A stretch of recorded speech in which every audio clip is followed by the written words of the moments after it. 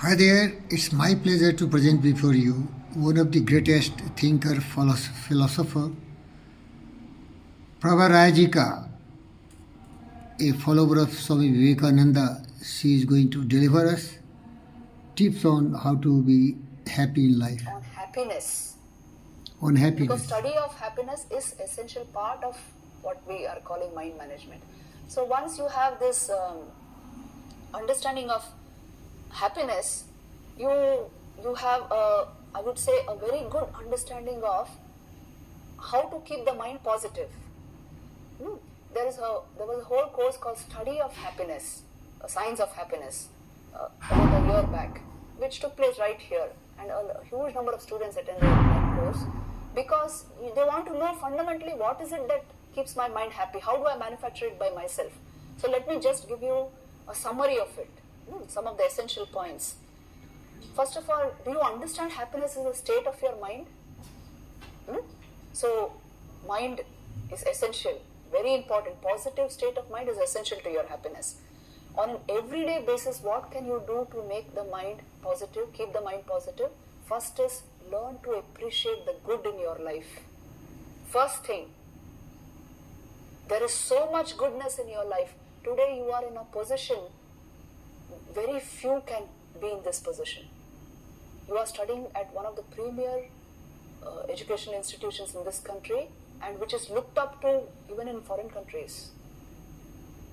God has endowed you with the very best of brains. You have come from such good families. You have everything that life has to offer. Are you appreciative? Do you understand this? And habitually, do you appreciate the goodness in others? Do you talk about it? या सिर्फ इसने ये नहीं किया, इसने ऐसा किया, इसने वैसा किया. This should not be your default dialogue, even in your mind. Make the mind positive through sentiments of appreciation. Appreciate the good in others. Anything of value you see, you should say, this is beautiful. If this sentiment does not arise in your mind, if you have a tendency to put down everything, you will be in perpetual depression. Your mind will give the immediate effect. First point. Second point is gratitude. Be grateful for the blessings of your life. Please see this, even for a simple plate of food to come in front of you. Do you know how many people have worked? At least 15 people have worked. Today you had lunch and came here.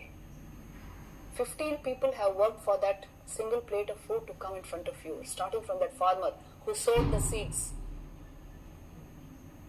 And you just, when you are not you don't have gratitude for what you have, you insult the work and the energy of all these 15 people. That has an effect on your mind. So be grateful for every single thing that has come into your life. Be grateful for it. So be humble. Be thankful on an everyday basis. So be respectful to the people around you at least. To whomever you encounter, namaste in our culture, what it means? I bow down to the God in you. That is why we join our palms. This should be our attitude to anybody coming in front of us. Then positivity will reign in your mind. Because this is the way of life. This is not some theory. You have to be grateful because you are taking from life. At least acknowledge it and be grateful. Tomorrow you will have to give back. So gratefulness should be an undercurrent in your mind constantly. Respectfulness and gratefulness. Then the logic of basic sentiments and emotions, let me tell you. See, your normal logic, 2 plus 2 is equal to 4, 2 minus 2 is equal to 0. This applies only to mathematics. It doesn't apply at the level of emotion or awareness. What do I mean by this? If you share love, if you give service, if you give care, empathy, it only grows. Usually people don't want to give because they feel somewhere they will lose. It will deplete something in them. The logic of emotion is as you give, it grows.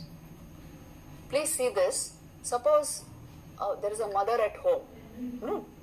Now, you are the son. When you go home, she gives 100% of her love to you. She is so happy that you have come. She does so many things for you. A mother's nature is like that.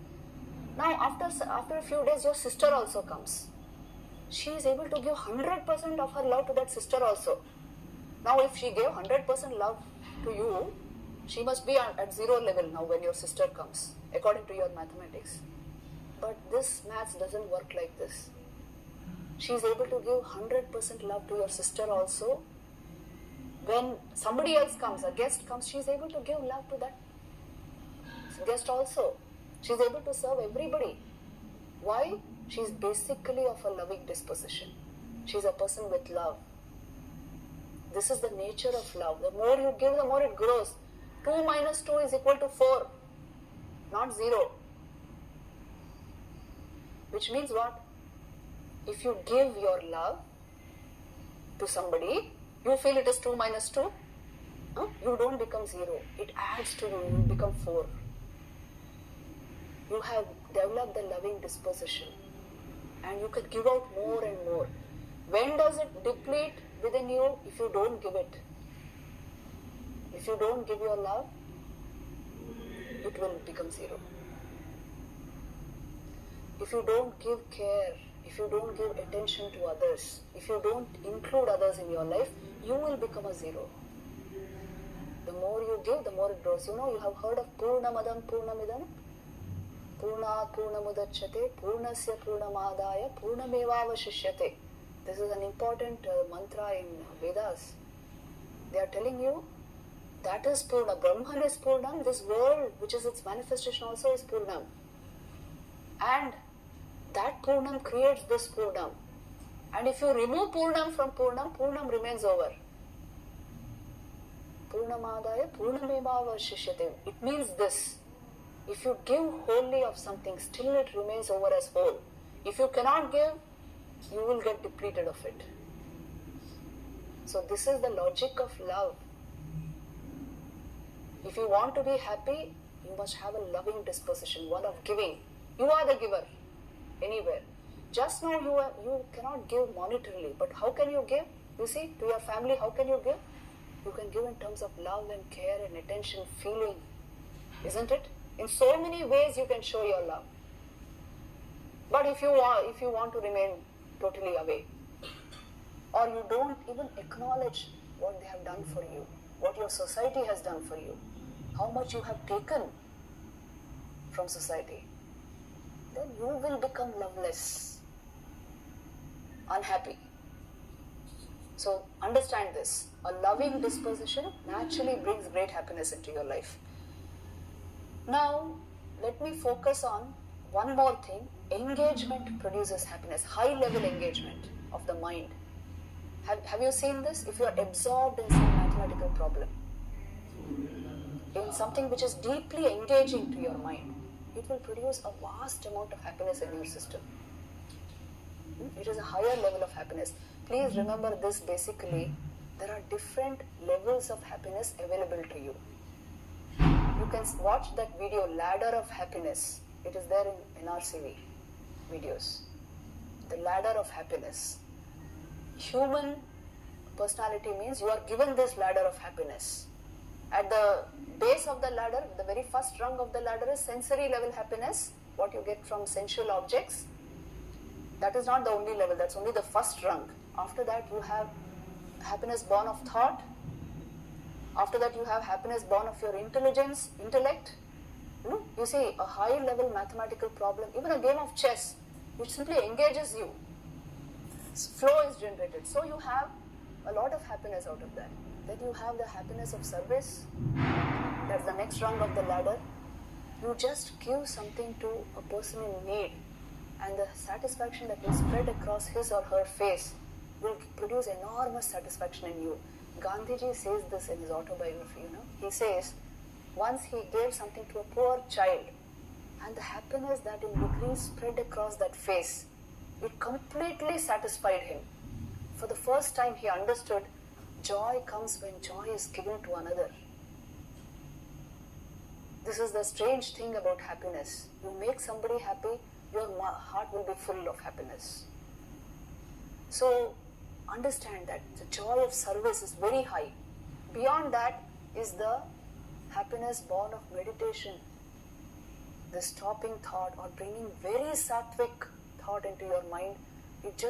Your mind explodes with bliss, very high level happiness.